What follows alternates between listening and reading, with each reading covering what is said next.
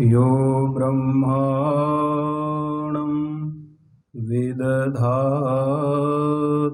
पूर्वं यो वै वेदांश्च प्रहिणोति तस्मै तं हदेव मात्मबुद्धिः प्रकाशम् मुमुक्षुर्वै शरणमहं प्रपद्ये। ॐ शान्तिः शान्तिः शान्तिः। शङ्करं शङ्कराचार्यं केशवं बादरायणं सूत्रभाष्यकृतौ वन्दे भगवन्तौ पुनः पुनः। ईश्वरो गुरुरात्मेति मूर्तिभेदविभागिने व्योमवद्व्याप्तदेहाय दक्षिणामूर्तये नमः। ॐ शान्तिः शान्तिः शान्तिः।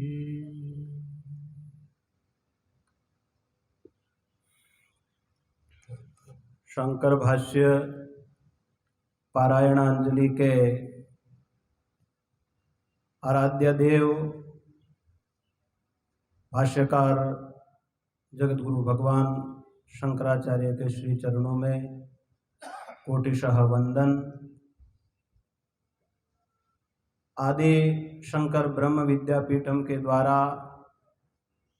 संचालित इस कार्यक्रम के सूत्रधार आचार्य द्वय परम श्रद्धेय परम पूज्य स्वामी श्री सर्वानंद गिरि जी महाराज एवं विद्वद्वरेण्य परम विद्वान परम श्रद्धेय स्वामी श्री हरि ब्रह्मेंद्रानंद तीर्थ जी महाराज, मेरा परम सौभाग्य है कि कुंभ दर्शन के साथ साथ इस शंकर भाष्य पारायणांजलि कार्यक्रम के अंग रूप में मुझे अपनी वाणी पवित्र करने का सौभाग्य प्राप्त हुआ है। सचमुच में मैंने इस कार्यक्रम का प्रथम बार दर्शन किया।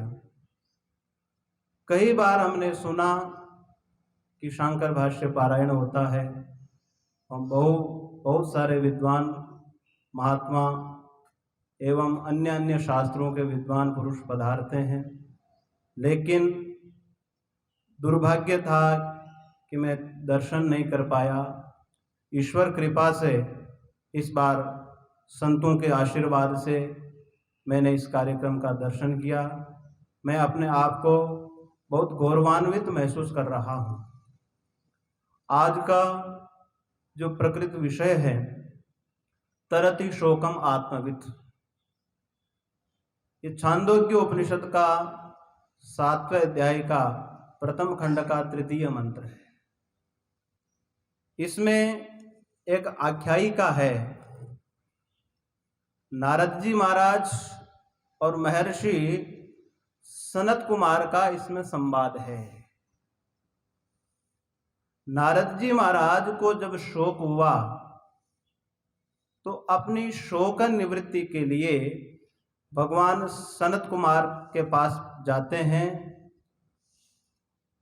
और बोलते हैं, अधि ही भगवः, हे भगवान मुझे आप पढ़ाइए, मुझे आप उपदेश करिए। तो सनत कुमार जी महाराज ने पूछा कि पहले आप ये बताइए कि आप कितना पढ़े हैं, आप क्या जानते हैं। उसके बाद हम अपना शुरू करते हैं। यह एक विशेषता इस प्रसंग में, इस आख्यायिका में जो देखने को मिलती है, नारद जी महाराज इतने बड़े ज्ञानी होकर भी विनम्रता पूर्वक सदगुरु के पास जाते हैं। यहां भाष्यकार आगे बताएंगे, आचार्यवान पुरुषो वेदः। यही विद्या का लक्ष्य है और विद्या यही देती है कि विनम्रता पूर्वक आचार्य के सम्मुख प्रस्तुत होना। इतना ज्ञान है फिर भी बिल्कुल विनम्र भाव से सनत कुमार जी महाराज के पास जाते हैं। यही भगवती श्रुति कहती है, श्रोत्रियम ब्रह्मनिष्ठम समित पाणी तद विज्ञानार्थम स गुरुमेवाभिगच्छेत। श्रोत्रिय ब्रह्मनिष्ठ गुरु के पास समित पाणी होकर के जाना चाहिए। सूखी लकड़ी, हाथ में सूखी लकड़ी लेकर के, इसका तात्पर्य यह है कि जैसे जो गीली लकड़ी होती है उसमें कितना भार होता है, परंतु जो शुष्क लकड़ी होती है उसमें भार नहीं होता है। इसी प्रकार जब व्यक्ति अपना जो अहंकार रूपी भार को छोड़ करके हल्का होकर के सूखी लकड़ी की तरह आचार्य के सम्मुख प्रस्तुत होता है, तब उसे ज्ञान प्राप्त होता है। क्योंकि जब खाली होकर के जाएगा तब नई चीज को अवसर मिलेगा। अगर पहले से ही भरा हुआ होगा तो नई वस्तु को स्थान कहाँ मिलेगा। अगर भोजन से पहले ही हम तृप्त हैं तो फिर नया भोजन कैसे कर पाएंगे। इसलिए नारद जी महाराज की आख्यायिका में ये हमें संकेत मिलता है कि विनम्र पूर्वक अपने आप को हल्का करके, अपने अहंकार को त्याग करके आचार्य के सम्मुख प्रस्तुत होना चाहिए। जब आचार्य के सम्मुख प्रस्तुत हुए तो आचार्य ने पूछा कि आपने क्या क्या अध्ययन किया है। तो नारद जी महाराज ने कहा कि महाराज मैंने बहुत कुछ अध्ययन किया है।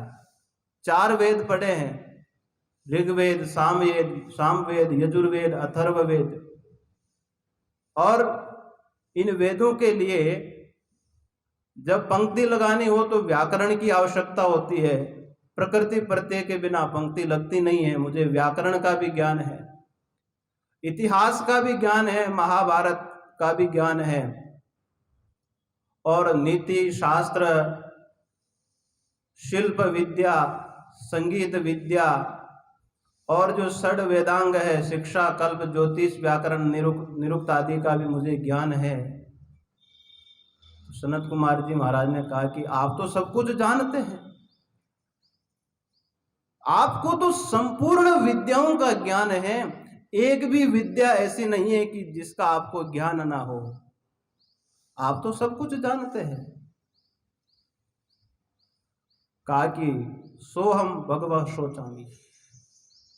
भगवान इतना जानते हुए भी मुझे शोक हो जाता है। ये सब कुछ जानता हूं फिर भी मेरी शोक निवृत्ति नहीं हुई। यहां भगवान भाष्यकार लिखते हैं, कहा कि केवल वेद का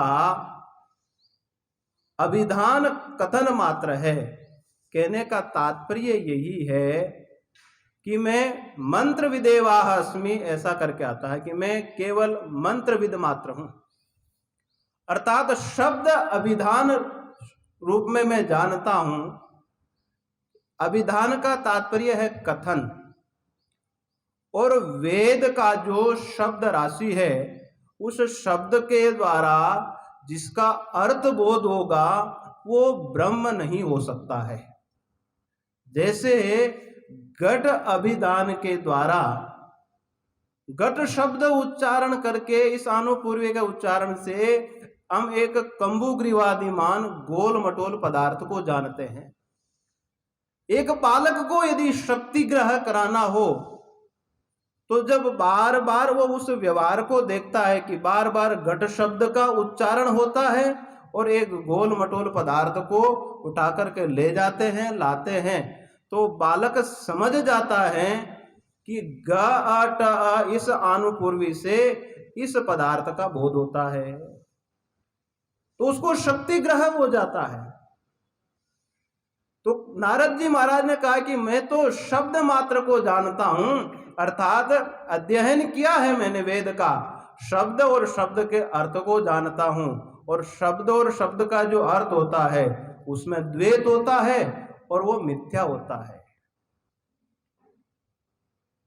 इसलिए कहा कि मंत्र विदेवा अस्मि, मुझे शब्द ज्ञान मात्र हैं, उस आत्मा का बोध नहीं है।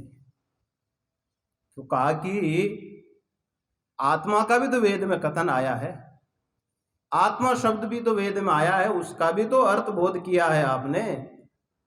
तो कहा कि आत्मा का शब्द के द्वारा अर्थ बोध नहीं हो सकता है, आत्मा का बोध नहीं हो सकता है। कैसे? यतो वाचो निवर्तन्ते अप्राप्य मनसा सह, न तत्र चक्षुर्गच्छति न मनो न। तो कहने का तात्पर्य यही है कि शब्द के द्वारा उस तत्व को नहीं समझा जा सकता है, क्योंकि मीमांसकों ने कहा कि वो तो पूरी की पूरी जो ये जो उपनिषद भाग हैं वो तो अर्थवाद मात्र है, संपूर्ण वाक्य कर्म के प्रशंसा में है, इनका कोई तात्पर्य नहीं है, क्योंकि इसका शक्तिग्रह ही नहीं होता है। शक्तिग्रह कब होता है? जब कोई सामने वस्तु दिखाई दे जिसमें व्यवहार हो सकता है, उसका ही ज्ञान संभव है, उसी का ही अर्थ बोध हो सकता है। और यहां शब्द के द्वारा उसका अर्थ बोध नहीं हो सकता है। तो कहा कि उसको कैसे समझा जाए? फिर शास्त्रों ने कहा कि शाका चंद्र न्याय से जैसे द्वितीया के चंद्रमा को देखा जाता है, इसी प्रकार यहाँ पर लक्षणा का आश्रय लेकर के उस तत्व को नेति नेति के द्वारा समझा जा सकता है। जैसे भाग त्याग लक्षणा का हम आश्रय लेते हैं, गंगायाम गोशः, तो गंगा पद का अर्थ क्या है? यहाँ पर भगीरथ खाता व छिन्न जल प्रवाह, गंगा शब्द का अर्थ है। लेकिन क्या गंगा में पानी के प्रवाह में क्या किसी की झोपड़ी हो सकती है? संभव नहीं है। तो उसका तात्पर्य क्या लेते हैं? गंगा तीरे गोशः, गंगा तट में झोपड़ी है। इसी प्रकार यहाँ पर भी तत्वमसि आदि महावाक्य के द्वारा जब उस आत्मा का अवबोध किया जाता है तो भाग त्याग लक्षणा का आश्रय लिया जाता है। तो जहां पर शब्द भी काम नहीं करता है, क्योंकि केन श्रुति कहती है श्रोत्रस्य श्रोत्रम, वो तो श्रोत्र का भी श्रोत्र है, अर्थात जो सुनने का काम जिसके माध्यम से हो रहा है वो तो उससे भी गहरी चीज है। जिस वाणी के द्वारा हम बोलते हैं, अर्थात वाणी जिसके माध्यम से बोल रही है वो तो वाणी का भी वाणी है। इन सब का आश्रय भूत अधिष्ठान भूत है। उसको आप इंद्रियों से, ज्ञानेंद्रियों से, कर्मेंद्रियों से कैसे समझ सकते हो? और मैंने तो वेद पढ़ा मात्र है, वेद का अर्थ ज्ञान किया है और इसका अवबोध तो हुआ नहीं है। तो फिर इसका अवबोध कैसे होगा, ज्ञान कैसे होगा? क्योंकि आत्मवित होगा तभी शोक निवृत्ति होगी, क्लेश की निवृत्ति तभी संभव है। तो कहा कि भाई पहले समझना पड़ेगा। यहां पर मंत्र विदेवा अस्मि का अर्थ क्या कि कर्मविद, और कर्म का जो भी परिणाम होता है, कर्म चूंकि विकारी होता है और कर्म से जो जन्य होता है वो तो विकारी ही होगा, अनित्य ही होगा। तो इसलिए इस आख्याय को बताने का तात्पर्य यही है कि साधक को पहले जगत का परीक्षण कर लेना चाहिए कि कर्म से जो भी जन्य होगा वो अनित्य ही होगा, उसका परिणाम विकार ही होगा। परीक्ष लोकान कर्मचितान ब्राह्मणों निर्वेदम आयात, इस जगत की पहले परीक्षा कर लेनी चाहिए कि कर्म से जन्य जो भी होगा वो अनित्य ही होगा। यहां पर शोक से निवृत्ति के लिए यदि हम जगत में आनंद ढूंढते हैं, शोक से निवृत्ति का उपाय क्या है? शोक का विपरीत क्या है? आनंद है। और वो आनंद यदि हम जगत में ढूंढने लगेंगे तो जन्म जन्मांतर लग जाएंगे, लेकिन वो आनंद हमें कभी प्राप्त हो ही नहीं सकता है। क्योंकि जो वस्तु जहां है ही नहीं है, वहां वो कैसे प्राप्त हो सकती है? अगर हम मार्केट में जाएंगे और वस्त्र मार्केट में जाकर के हम मिष्टान्न खरीदना चाहेंगे, तो क्या कभी मिष्टान्न प्राप्त हो सकता है? कभी प्राप्त नहीं हो सकता है। इसी प्रकार जो जन्म मृत्यु जरा व्याधि दुख दोषानुदर्शनम, जो दुख रूप संसार है, उसमें यदि हम आनंद खोजते हैं, यहां तक स्वर्ग सुख भी, वहां भी वो भी संसार की गिनती में ही आता है। अगर वहां पर भी हम आनंद खोजते हैं तो आनंद मिलेगा नहीं। वो तो आत्मविद होगा तभी ही वहां पर आनंद प्राप्त हो सकता है। तो कहा कि महाराज जगत की परीक्षा कैसे करें हम? नारद जी महाराज ने तो कह दिया कि नाम मात्र है, ये तो जो जगत है केवल वाणी का विलास मात्र है। अब हमें तो सत्य दिखाई दे रहा है, वाणी का विलास कैसे हो सकता है? हमें तो अपना शरीर, ये आश्रम, ये पूरा परिदृश्य अभी सत्य दिखाई दे रहा है। ये मिथ्या कैसे हो सकता है? ये वाणी का विलास मात्र कैसे हो सकता है? तो कहा कि वास्तव में ये वाणी का विलास मात्र ही है। कैसे? इसको समझना पड़ेगा। जब हम तत्पदार्थ का शोधन करते हैं, तो जैसे घट पदार्थ है, उसका कार्य है मृत्तिका।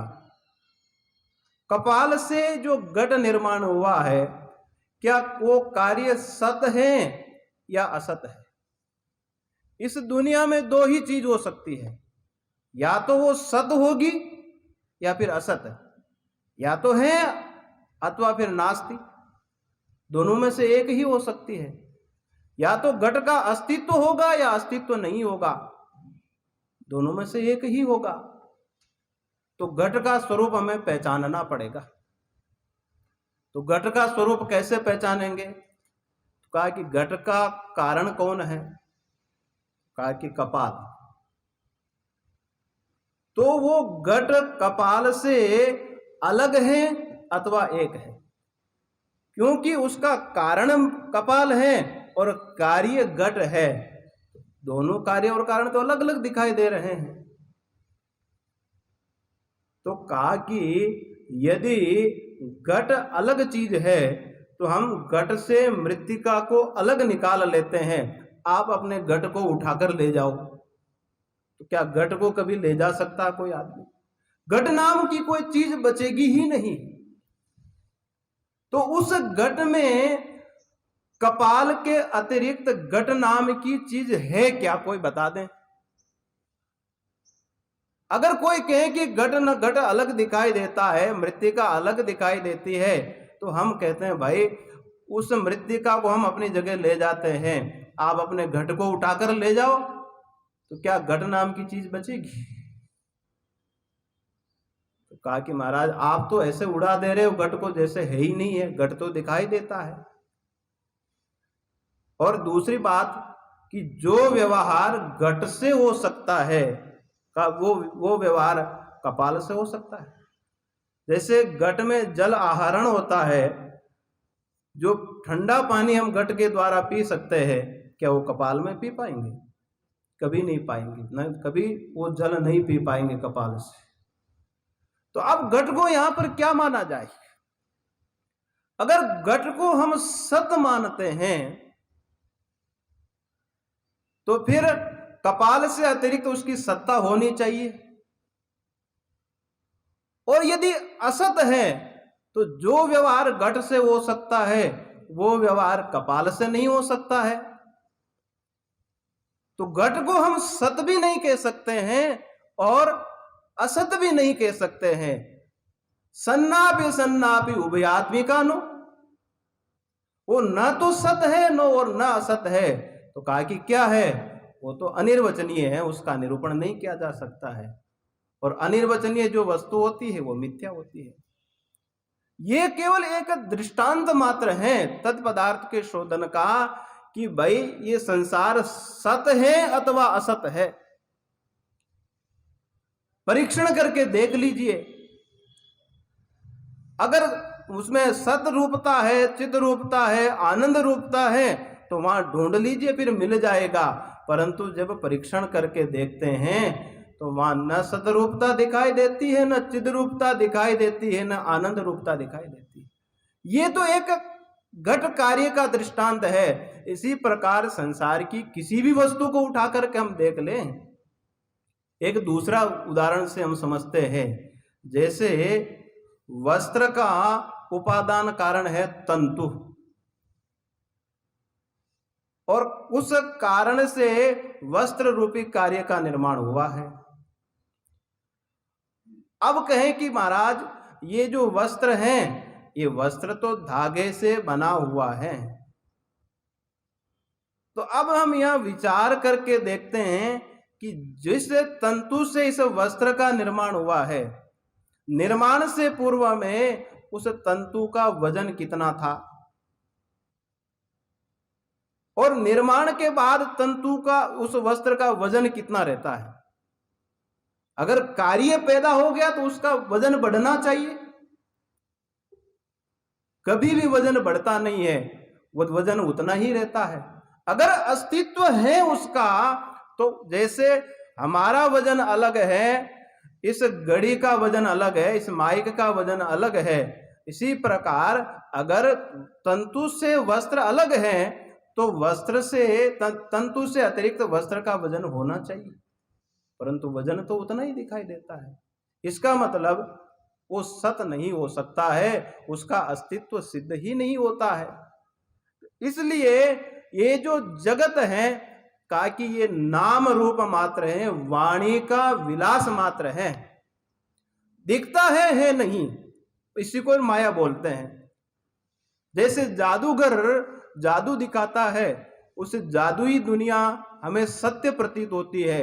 वो पैसों की बरसात करता है, हमें तो वास्तविक रूप से वो पैसे दिखाई देते हैं, लेकिन वास्तव में वो जादूगर भी जानता है कि ये है नहीं, क्योंकि हमारा टिकट लगता है, हमारे टिकट से पैसे से उसका काम चलता है। जैसे जादूगर के द्वारा ये जादुई दुनिया दिखाई देती है, परंतु वास्तव में वो होती नहीं है। और यही संसार का परिचय है। संसरति इति संसार, अर्थात जो निरंतर सरक रहा है, खिसक रहा है, अर्थात प्रतिक्षण परिणाम को जो प्राप्त हो रहा है वो संसार है। सर्वे भावाः क्षण परिणामिनः, सभी भाव पदार्थ प्रतिक्षण परिणाम को प्राप्त हो रहे हैं। क्षण क्षण परिणामित प्राप्त ये पदार्थ संसार है। जायते, अस्ति, वर्धते, विपरिणमते, अपक्षीयते और विनश्यति। इस षड भाव विकार इस संसार में दिखाई देते हैं। इस शरीर की यही स्थिति है। जिस शरीर को हम नित्य मान करके व्यवहार करते हैं, वही शरीर हमारे शोक का कारण होता है। जैसे किसी अपने व्यक्ति का वियोग हो जाता है, उसके पीछे हमें कष्ट क्यों होता है? भीतर से तो हम उसे नित्य ही मानते हैं ना। हम यदि उसे अपना नहीं मानते हैं, जैसे पाकिस्तान में बम विस्फोट हुआ और 100 आदमी मर गए, हमें क्या कष्ट होता है? कोई कष्ट नहीं होता है, क्योंकि उसको हमने अपना नहीं माना है। और जिसको हमने अपना मान लिया है, अपने से संबंध बना लिया है, जिस दुख रूप संसार को वो अपना मानते ही हमें कष्ट प्राप्त होने लगता है। और वो अपना है नहीं, क्योंकि जो मैं है वो तो सतचित आनंद रूप है, और वो जो संसार है वो तो षड भाव विकार युक्त है। जैसे बालक का जन्म नहीं हुआ तो कहा कि हमारे घर पर कोई बालक नहीं है, तो जन्म हो गया तो कहते हैं जायते, हमारे आंगन में एक बालक आ गया। अस्ति, आगे अब जन्म हो गया, अब हमारे घर पर एक बालक है। इसकी अस्तित्व है। और वो बालक धीरे धीरे धीरे धीरे वर्धन करने लगता है, बढ़ता है, और विपरिणमते, वर्धन के साथ साथ उसमें परिणाम आता है, और एक अवस्था तक उसमें वर्धन होता है, और एक अवस्था के बाद धीरे धीरे वो अपक्षीयते, उसका क्षरण होने लगता है, और 150 साल के बाद विनश्यति। आदावंतो च यन्नास्ति मध्य भी तत्तथा, जो जन्म से पूर्व में नहीं था और मृत्यु के बाद भी नहीं रहेगा, वो मध्य में भी उसकी सत्ता नहीं हो सकती है। इसलिए कहा कि ये तो वास्तव में वाणी का विलास मात्र ही है, स्वप्नवत है। जैसे स्वप्न की दुनिया हमें सत्य दिखाई देती है, लेकिन वो सत्य होती नहीं है, जगते ही हम सोचते हैं कि वो तो मिथ्या थी। इसी प्रकार ये जागृत में जो संसार देख रहे हैं उसकी भी यही स्थिति है, वाणी का विलास मात्र है। इसलिए कहा कि जो शोक रूप संसार है, क्लेश रूप संसार है, उस संसार का जब परीक्षण होगा, उसके परीक्षण होने के बाद हमारा चित्त शुद्ध होगा। ये आख्यायिका है ही पराविद्या की प्रशंसा के लिए है। मुंडक में हमने 2 प्रकार की विद्याएं सुनी है, पराविद्या और अपराविद्या। हिरण्य गर्भ की प्राप्ति तक भी अपराविद्या ही मानी जाती है, और ये हमारे बंधन का कारण है। अपराविद्या ठीक है, हमें शास्त्र के द्वारा जो परोक्ष निश्चय हुआ है, उस परोक्ष निश्चय का लक्ष्य अपरोक्ष निश्चय होना चाहिए।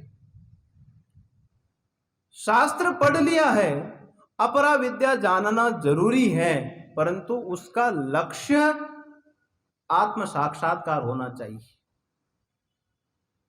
यहां तक कि सुख संगेन बदनाती, समाधि का सुख भी साधक को बांध देता है, वो भी अपराविद्या ही है। समाधि में जो सुख मिलने लगता है, फिर वहां से आगे बढ़ने की इच्छा ही नहीं होती। जैसे एक भक्त भक्ति मार्गी है, भक्ति करने लगता है, तो कहा कि महाराज हम तो यहीं पर संतुष्ट हैं, हमें और कहीं जाने की इच्छा नहीं होती है। तो ये हुई अपराविद्या। तो कहा कि इससे आत्म कल्याण नहीं हो सकता है, पुण्य प्राप्त होगा, लोक लोकांतर की प्राप्ति होगी, हमें सब कुछ प्राप्ति होगी, लेकिन आत्म साक्षात्कार नहीं हो सकता है। तो इस आख्यायिका का उद्देश्य ही पराविद्या की प्रशंसा है कि भाई आप अपराविद्या को जान करके, लक्ष्य आपका पराविद्या होना चाहिए। समाधि का सुख हो चाहे हिरण्य गर्भ की प्राप्ति तक, ये सब अपराविद्या के अंतर्गत ही हैं, और ये भी सब बंधन कारक है, बांधने वाले ही हैं। इसलिए जो बंधन कारक नहीं है वो तो आत्मज्ञान ही है। संपूर्ण शोक निवृत्ति तो उस आत्मज्ञान से ही हो सकती है, और उसके लिए हमें जगत का स्वरूप समझना पड़ेगा। वही, उसी को हम तत्पदार्थ का शोधन बोलते हैं। अब आइए त्वम पदार्थ के शोधन पर। अपने शरीर को लेकर के त्वम पदार्थ का शोधन किया जाता है, जैसे पंचकोश विवेक का प्रकाश पूर्व वक्ताओं ने किया। तो जो त्वम पदार्थ का शोधन है, उसमें भी जो मैं है, आत्मा है, उस आत्मा को अपने आप से, ये शरीर से पृथक समझना पड़ेगा। तो कहा कि वो उसको पृथक कैसे समझे। जैसे उदाहरण के रूप में, रात्रि को जब हम खा पी करके आराम से सो जाते हैं, उस समय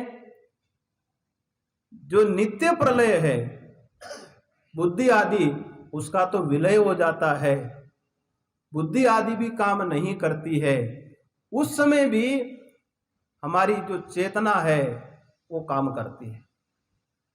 हम बोलते हैं सुखम अहम अस्वाप्सम न किंचित अवेदिसम, मैं सुख पूर्वक सोया, मैंने कुछ भी नहीं जाना। ये जो सुख पूर्वक सोया, ये अनुभव किसने किया? बुद्धि तो थी नहीं उस समय, मन तो था नहीं उस समय, तो फिर ये अनुभव करता कौन है, अनुभव किसने किया? अविद्या का लेश रहता है। कल हम सुन रहे थे, अविद्या का लेश रहता है, इसलिए न किंचित अवेदिशम बोलते हैं।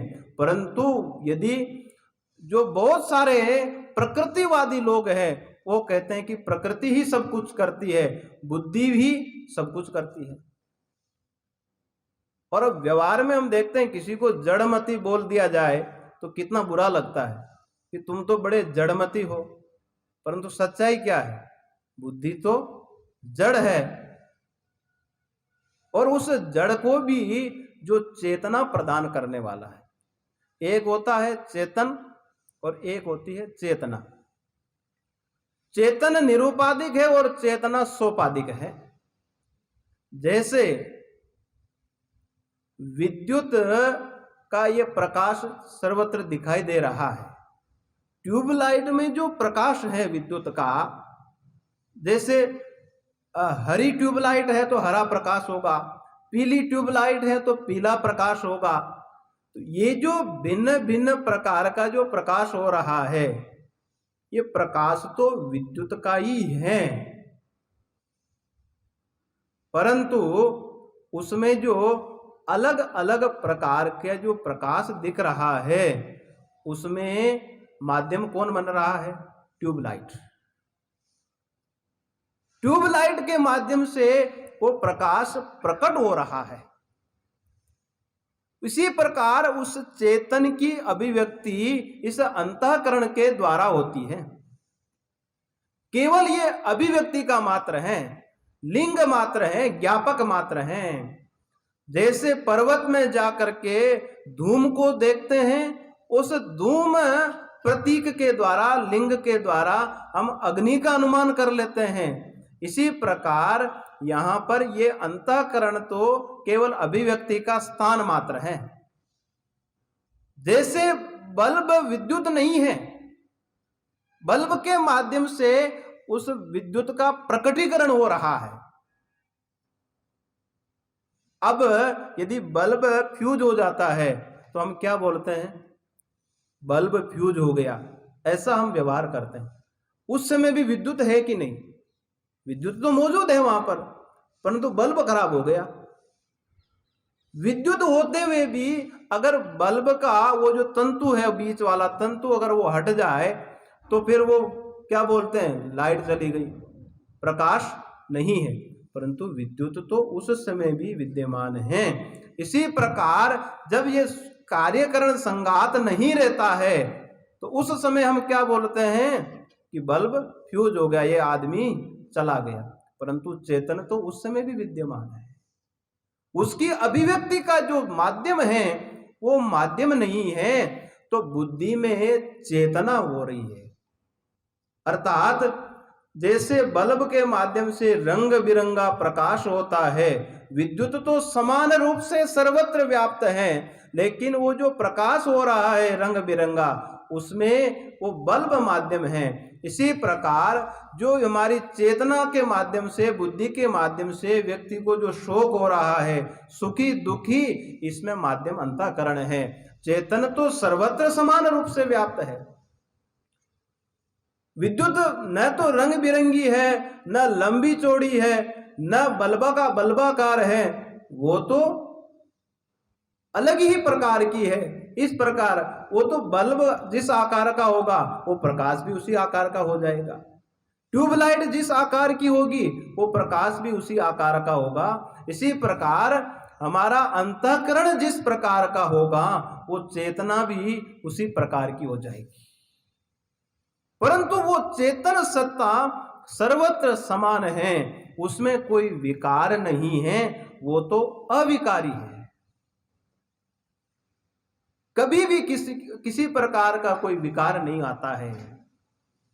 जैसे हम उदाहरण के तौर पर देखते हैं, जब बालक का जन्म होता है, जन्म होने के बाद उसका बाल्यावस्था होती है, युवावस्था आती है, प्रौढ़ावस्था आती है, वार्धक्य आता है और वो मरणासन अवस्था को भी प्राप्त होता है। परंतु इन अवस्थाओं में एक चीज कॉमन है, इन अवस्थाओं का जो दृष्टा है, इन अवस्थाओं को देखने वाला है, वो समान रूप से सब अवस्थाओं को देख रहा है। अब विचार करके देखते हैं, जैसे कोई जवान अवस्था में है तो उसकी बाल्यावस्था बिल्कुल मर चुकी है, बाल्यावस्था का 1% भी उसमें अंश नहीं है। यद्यपि हम मरण बोलते हैं, जब अंत में 100 साल पूरे हो जाते हैं उसको मरण बोलते हैं, परंतु ये अवस्थाओं में भी मरण होता है। जैसे अभी बाल्यावस्था चली गई तो बाल्यावस्था हमारी मर चुकी है 100% रूप से, परंतु उस बाल्यावस्था को भी बोलते हैं कि मैंने बालक बाल्यावस्था को देखा, युवावस्था को देखा।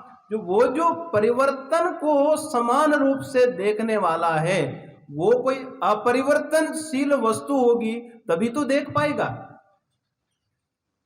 जैसे हम घट ज्ञान करते हैं तो घट का जब ज्ञान होता है और थोड़ी देर बाद में घट का अज्ञान हो जाता है, तो ज्ञान तो नष्ट हो गया, परंतु उस ज्ञान का भी जो ज्ञान करने वाला है और उस अज्ञान का भी जो प्रकाश करने वाला है, वो दृष्टा, उसमें कोई परिवर्तन नहीं है। मैं अज्ञानी हूं, जब ऐसा बोलते हैं, हमको अज्ञान का बोध है कि नहीं? अज्ञान का भी ज्ञान है। जब ज्ञान होता है कि कहा कि आप घट को जानते हैं कि नहीं, तो कहा कि घट को जानते हैं। तो घट के ज्ञान का भी जो ज्ञान है वो तो सदा ज्ञाता है। ये कह सकते हैं कि जो तथाकथित हमारा मैं है, उस मैं का भी वो मैं है। अर्थात मैं में जहां से चेतना आ रही है, तीनों अवस्थाओं में मैं पृथक पृथक है। सुषुप्ति का जो चिदाभास है वो अलग है, स्वप्न का चिदाभास अलग है और जागृत में अलग है, और इन तीनों में एक चेतन समान रूप से है। कल सुन रहे थे ना, प्राज्ञ विश्व तेजस, तीनों का नाम भी अलग अलग है, परंतु तीनों में एक चीज समान है, वो नित्य चेतन समान रूप से तीनों अवस्थाओं में विद्यमान है। इसलिए एक नित्य चेतन तत्व जिसमें न शोक है, न राग है, न द्वेष है, किसी प्रकार का कोई विकार नहीं है। भगवती श्रुति कहती है कि काम क्रोध आदि जितने भी विकार हैं, ये तो अंतःकरण के विकार है।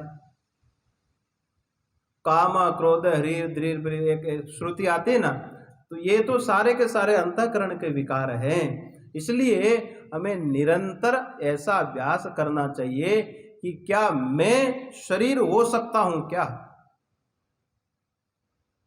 ये शरीर मेरा हो सकता है क्या?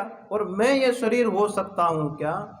वास्तव में मैंने तो ऐसा अनुभव किया है, ब्रह्म ज्ञान तो जब होना होगा तब हो जाएगा, लेकिन वेदांत का यत् किंचित भी यदि ज्ञान है तो जब विपरीत परिस्थितियां आती है तो वास्तव में वेदांत हमारी बहुत सहायता करता है, बहुत सहायता करता है।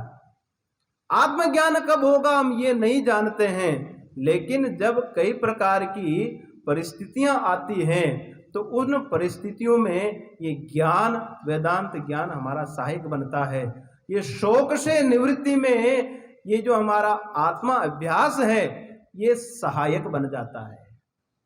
इसलिए कहा कि भाई ये वाणी का विलास मात्र है, इसको समझना चाहिए। ये शरीर से ये चेतन पृथक है और इस जगत से वो पृथक है, वो अधिष्ठान मात्र है। और वो जो त्वम पदार्थ का लक्ष्य है और तत्पदार्थ का लक्ष्य है, वो दोनों एक है। सांख्य भी शोधन करते हैं, प्रकृति पुरुष का विवेक सांख्य भी करते हैं, परंतु अगर वेदांत की दृष्टि से उनके विचार को देखा जाए तो वो केवल त्वम पदार्थ का शोधन करते हैं। जो प्रकृति और पुरुष का विवेक है, जब दोनों का पार्थक्य हो जाता है, विवेक हो जाता है, तब भी उनके यहाँ पुरुष नानात्व रहता है और प्रकृति भी रहती है। इसलिए कहा कि उनके यहाँ त्वम पदार्थ का तो शोधन हो जाता है। जैसे हम केवल त्वम पदार्थ का शोधन कर ले तो मैं शरीर से पृथक हूं, ये तो बोध हो जाता है, लेकिन ये जगत रह जाएगा। इसलिए सांख्य और वेदांत में यही अंतर है कि वेदांत में त्वम पदार्थ का भी शोधन होता है और तत् पदार्थ का भी शोधन होता है, और सांख्य में केवल त्वम पदार्थ का शोधन होता है। इसलिए कहा कि तरति शोकम आत्मविद, आत्मविद शोक को तर जाता है, लेकिन उसका अंतःकरण पहले पवित्र होगा। तो आचार्य जब उसे उपदेश करेंगे तब उसे आत्मज्ञान होगा, तब उसकी शोक से निवृत्ति होगी, और शोक निवृत्ति ही उसका उपाय है। और उस चेतन तत्व को हमें सदा अनुभव करना चाहिए। वो सदा अधिष्ठान रूप में प्रत्येक वस्तु की सत्ता के रूप में वो विद्यमान है, उसका निरंतर हमें अनुभव करना चाहिए। कई लोग तो उस ईश्वर का अस्तित्व ही स्वीकार नहीं करते। हम लोग राजस्थान में रहते हैं, आजकल वो जय भीम का नारा लगता है, कहा कि हम तो अंबेडकरवादी है साहब, अंबेडकर को मानने वाले हैं। क्या भगवान ने हमारे लिए क्या क्या, अंबेडकर ने हमें ऊपर उठाया है? ईश्वर के अस्तित्व को ही स्वीकार नहीं करते। मैंने सच्ची घटना सुनी है, ऐसे कोई एक पिता पुत्र थे, तो पिता का जो भाव था वो ईश्वर के अस्तित्व को नहीं मानते थे, और पुत्र थोड़ा आस्तिक था, वो ईश्वर के अस्तित्व को स्वीकार करने वाला था। तो पिता ने कहा कि देखो बेटा, ये प्रकृति अपने आप चलायमान हो रही है, इसमें प्रकृति में स्वयं ऊर्जा है, ये अपने आप ही चल रही है। वो लड़का बोलता है कि पिताश्री, ये प्रकृति अपने आप कभी नहीं चल सकती है, इसको कोई न कोई चलाने वाला अवश्य है। अगर कोई चेतन नहीं होगा तो ये प्रकृति टिकेगी किस पर? तो उस पर विवाद हो गया उन दोनों में, दोनों की विचारधारा पृथक पृथक। एक दिन पुत्र ने सोचा कि मुझे कुछ उपाय करना चाहिए। पुत्र ने क्या किया, जब पिताश्री बाहर गए तो पुत्र ने टेबल पर एक पृष्ठ रख दिया, उसमें स्याही रख दी, कलम रख दिया, और उसने पहले ही सुंदर चित्रकारी करके उसको सजा करके वहां पर रख दिया। जब उसके पिताश्री बाहर से आए तो पिताश्री ने कहा कि अरे, इतना सुंदर चित्र किसने बनाया है? तो पुत्र बोलता है कि ये तो प्राकृतिक है, अपने आप ही बन गया, प्रकृति ने बना दिया। तो कहा कि तुम अपने पिता से उपहास करते हो, अपने आप ये कैसे बन सकता है? तो पुत्र को अवसर मिल गया कि पिताश्री, जब अपने आप ये चित्र नहीं बन सकता है, छोटा सा कार्य जब अपने आप नहीं हो सकता है, तो ये पूरा ब्रह्मांड अपने आप कैसे चल सकता है? इसलिए कहा कि वो तो जगद आधार, जगद अधिष्ठान रूप हैं, और उसमें किसी प्रकार का कोई शोक नहीं है। जब उसका स्वरूप समझ में आएगा तो किसी प्रकार का कोई शोक नहीं रहेगा। परंतु एक प्रश्न हो सकता है, पूर्व पक्ष ये हो सकता है कि क्या आत्मज्ञान से ही शोक निवृत्ति हो सकती है क्या? स्वर्ग से भी शोक निवृत्ति हो सकती है। अब जैसे किसी को कोरोना महामारी है तो हॉस्पिटल में जाने से कष्ट दूर होगा, क्या उसके लिए आत्मज्ञान की आवश्यकता है? कोई अगर हमें प्रश्न कर ले कि महाराज आपका आत्मज्ञान किस काम का है, किस काम का है, आप कहते हैं कि आत्मज्ञान से शोक निवृत्ति होती है, तो अभी कोरोना महामारी का संकट चल रहा है, फिर हॉस्पिटल जाने की क्या आवश्यकता है? सर्दी लग जाती है तो हम डॉक्टर के पास जाते हैं। तो सांख्य में प्रथम कारिका में ही इस विषय को उठाया है। दुःखत्रयाभिघाता जिज्ञासा तदपघातके हेतौ दृष्टे सा पार्था चेत नैकांत अत्यंत तो भावात्। जब तीन दुखों का हमारे भीतर प्रतिकूल संयोग होता है, तीन दुखों का जब अभिघात होता है, तो तद अपघात के हेतु जिज्ञासा भवति। उसके विनाशक कारण को हम ढूंढते हैं, पहले नहीं ढूंढते हैं। जब कोई कष्ट आता है, 3 प्रकार के जब दुख आते हैं, उस दुख को दूर करने का हम कारण ढूंढते हैं। आध्यात्मिक दुख, आदि दैविक दुख और आदि भौतिक दुख। जो शरीर और मन को लेकर के जो कष्ट होता है उसको हम आध्यात्मिक दुख बोलते हैं। आत्मनि अधिकृत्य, यहाँ आत्मा का अर्थ क्या? शरीर और मन। और शरीर और मन में जो दुख होता है, जैसे शरीर में सर्दी, जुकाम, बुखार इत्यादि जो व्याधियां होती हैं, और मानसिक जो संताप है, मन में जो कष्ट है, ये आध्यात्मिक दुख हो गया। और आदि भौतिक दुख, जो भूतों से, प्राणियों से जो दुख होता है, जैसे पड़ोसी से जो दुख है, अपने मित्र यार से, सहपाठी से जो दुख प्राप्त होता है, वो प्राणियों से प्राप्त होने वाला दुख है आदि भौतिक। और आदि दैविक दुख, जो प्राकृतिक आपदा है, वो आदि दैविक दुख है। अतिवृष्टि हो गई, ओलावृष्टि हो गई, बिना मौसम जैसे बारिश हो गई, तो कोई ना कोई जो प्राकृतिक आपदा है वो आदि दैविक दुख है। तो ये 3 दुखों का जब प्रतिघात होता है, प्रतिकूल संबंध होता है, इनको विनाश करने की जब जिज्ञासा होती है, तो कहा कि दृष्ट उपाय से ही ये दूर हो सकते हैं। दृष्ट मानी लौकिक उपाय, लौकिक उपाय से दूर हो सकते हैं। जैसे शरीर संबंधी जो दुख है वो तो डॉक्टर दूर कर देगा, और मन संबंधी दुख है वो मनोरोग चिकित्सक के पास जाएंगे, वो दूर हो जाएगा। और किसी पड़ोसी से दुख है तो हम आश्रम छोड़ करके कोई दूसरी जगह चले जाएंगे भजन करने के लिए। और प्रकृति से दुख है तो हम, जैसे कोई आंधी तूफान है तो उससे बचने के लिए हम कोई सुरक्षित उपाय ढूंढ लेंगे, सुरक्षित स्थान ढूंढ देंगे। ये उपाय हम लौकिक उपाय कर सकते हैं ना तीनों दुखों की निवृत्ति के लिए। तो कहा कि नैकांत अत्यंत तो भावात्, एकांतिक और आत्यंतिक निवृत्ति इन दुखों की नहीं हो सकती है। कहा कि दुख निवृत्ति हो जाएगी इसकी कोई गारंटी नहीं है, उसमें अवश्यम भाविता नहीं है दुख में।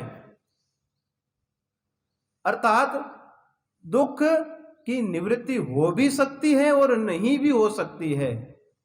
और यदि मान लीजिए दुख निवृत्ति हो भी गई तो आत्यंतिक निवृत्ति नहीं हो सकती है, पुनः उसका उद्भावन हो जाएगा,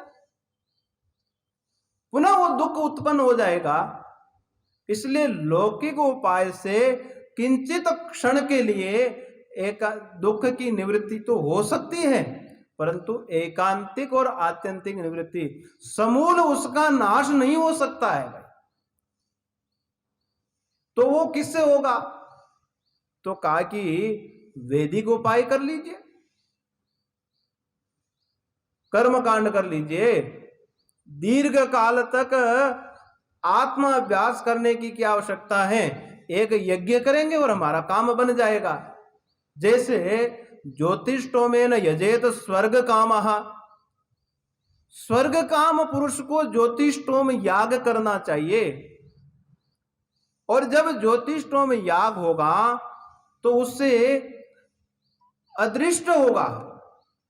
वैसे कर्म का तो विधान है, प्रत्येक कर्म का एक अलग अलग अपूर्व पैदा होता है, और संपूर्ण जब कर्म हो जाता है, याग संपन्न हो जाता है, उसका महा अपूर्व पैदा होता है। और जब इस शरीर का त्याग होता है तो उस अपूर्व के फल स्वरूप उसे स्वर्ग की प्राप्ति होती है। ऐसा मीमांसकों का नियम है। और स्वर्ग में जाने के बाद तो फिर कोई दुख ही नहीं रहेगा। ये सीधा काम है। एक बार भले 1 वर्ष में, 2 वर्ष में, 5 वर्ष में एक ज्योतिष्टोम याग संपन्न कर लेंगे। जब ज्योतिष्टोम याग संपन्न हो जाएगा तो उसके बाद जब हमारा शरीर पूरा होगा तो हमें स्वर्ग की प्राप्ति होगी। और स्वर्ग प्राप्ति होने पर कहा कि किसी प्रकार का दुख नहीं होगा। यन्न दुखेन संभिन्नम न च ग्रस्तम अनंतरम अभिलाषोपनीतम च तत्सुखम स्वपदास्पदम। यन्न दुखेन संभिन्नम, जहां दुख का बिल्कुल भी मिश्रण नहीं है, किसी प्रकार का, किसी प्रकार का कोई मिश्रित दुख नहीं है। जैसे ये जो मृत्यु लोक का दुख है, सुख है, ये तो मिश्रित है, यहां पर सुख और दुख लगा रहता है। तो कहा कि स्वर्ग जो सुख है तो वो मिश्रित सुख नहीं है, उसमें दुख का मिश्रण बिल्कुल भी नहीं है। न च ग्रस्तम अनंतरम, और बाद में जैसे सुख हुआ यहां पर तो फिर पुनः दुख पैदा हो जाएगा। तो कहा कि वहां पर एक बार सुख हो गया तो दोबारा फिर दुख नहीं आएगा। न च ग्रस्तम अनंतरम अभिलाषोपनीतम च तत्सुखम स्वपदास्पदम, और जो अभिलाषा करते हैं हम, जो हमारा प्राप्तव्य है, वो संकल्प मात्र से वहां पर हमारे पास प्राप्त हो जाता है।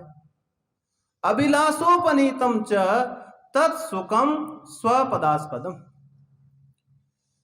उस सुख को स्वर्ग का सुख कहा गया है, वो स्वर्ग सुख है। तो कहा कि उससे 3 प्रकार के दुखों की आत्यंतिक निवृत्ति हो जाएगी, सर्व क्लेश उससे दूर हो जाएंगे। तो कहा कि वो तो दृष्टवदानुश्रवी का सही अविशुद्धि क्षय अतिशय युक्त है। कहा कि स्वर्ग का जो सुख है उसमें अविशुद्धि नाम का दोष है। जैसे हम याग करते हैं तो उसमें हिंसा होती है, तो वो अविशुद्धि अशुद्धि उसमें हो जाती है, और स्वर्ग जाने के बाद भी पुनरावर्तन हो जाता है। आ ब्रह्म भुवनान लोका पुनरावर्तिनो अर्जुन, स्वर्ग भी एक समय तक ही व्यक्ति रह सकता है, इसलिए वो क्षय नाम का दोष है। दृष्टवदानो श्रेविका सही अविशु। ओम नमः पार्वती पतये हर हर महादेव। हमारे गुरुदेव पूज्य स्वामी जी का पदार्पण हो चुका है। मैं 2 मिनट में अपने वाक पुष्पांजलि को पूर्ण करता हूँ। हाँ, तो हम जो विचार कर रहे थे कि जो एक पूर्व पक्ष उपस्थित होता है कि क्या स्वर्गादि से त्रिविध दुख की निवृत्ति हो सकती है क्या, तो लौकिक उपाय से दुख की निवृत्ति हो सकती है कि नहीं। तो यहाँ पर हमने विचार किया कि न तो लौकिक उपाय से दुख की निवृत्ति हो सकती है और न वैदिक उपाय से दुख की निवृत्ति हो सकती है। दुख की निवृत्ति तो तरति शोकम आत्मविद, आत्मज्ञान से ही शोक की निवृत्ति हो सकती है। क्योंकि जब तक स्वरूप प्राप्ति नहीं होगी, साधक अपने स्वरूप में अवस्थ नहीं होगा, क्योंकि आनंद अपना स्वरूप है। जिस आनंद के लिए हम प्रयास करते हैं वो तो हमारा अपना स्वरूप है, और जब वो स्वरूप हमें प्राप्त होगा तभी त्रिविध दुख की आत्यंतिक निवृत्ति होगी। इसलिए यहां पर कहा कि तरति शोकम आत्मविद, आत्मज्ञानी शोक को से निवृत्त हो सकता है। इसके अलावा शोक से निवृत्त होने का अन्य कोई भी उपाय नहीं है। ये विचार हमने किया, आज हमने इस विषय पर विचार किया। पूज्य गुरुदेव का पदार्पण हो चुका है। मैं आपसे ये निवेदन कर दूं, मैं जो भी कुछ बोलता हूँ, कहीं पर भी जो भी मेरे मन में विचार आते हैं, पूज्य स्वामी जी विराजे हुए हैं, आपके सानिध्य में बैठ करके मैंने प्राप्त किया है। मैं छोटा सा बालक था, 15-16 वर्ष की आयु थी, तब से लेकर के आज तक मैंने जो अध्ययन किया है, पूज्य स्वामी जी के चरणों में बैठकर मैंने अध्ययन किया है। केवल अध्ययन मात्र ही नहीं किया है, हर प्रकार की परिस्थिति से स्वामी जी ने मुझे उबारने का काम किया है। जैसे माँ एक बालक को अंगुली पकड़ करके चलना सिखाती है, इसी प्रकार स्वामी जी ने मुझे चलना सिखाया है। केवल शास्त्र ज्ञान ही प्राप्त नहीं किया, हर प्रकार की परिस्थिति से यदि मुझे उबारने का काम किया है तो पूज्य स्वामी जी ने किया है। मुझे कल तक मालूम नहीं था कि स्वामी जी का 6 से 7 कार्यक्रम रहेगा। मेरा अहोभाग्य है कि आज उनके सामने मुझे कुछ शब्द बोलने का अवसर प्राप्त हुआ। मैं अपने आप को सौभाग्यशाली समझता हूँ कि आज मैंने उन्हीं के सामने बैठ करके, जो महापुरुष है वही तो शिष्य को नीचे से ऊपर बिठा देते हैं। ये तो गुरु की महान कृपा है। मैं ऐसे गुरु के श्री चरणों में प्रणाम करते हुए अपनी वाक पुष्पांजलि को समर्पित करता हूँ।